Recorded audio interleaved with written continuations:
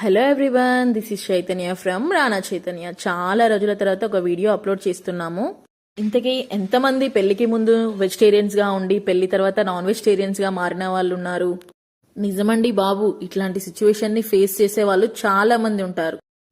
Till 10th వరకు నా best friend తినకపోవడం వల్లనో నా కజిన్స్ తినకపోవడం వల్లమో నాకు తెలియదు, కానీ నాకు నాన్ వెజ్ అంటే అస్సలు పడదు.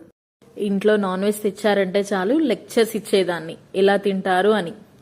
బట్ పెళ్ళయ్యాక కంప్లీట్ చేంజ్ అయిపోయింది. నేను ఎంత వెజిటేరియనో రానా అంత నాన్ వెజిటేరియన్.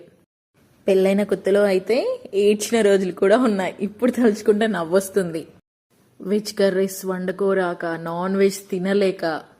ఇప్పుడైతే నవ్వుకుంటున్నాను, కానీ అప్పుడైతే అవి నాకు పెద్ద పెద్ద ప్రాబ్లమ్స్లా కనిపించేవి.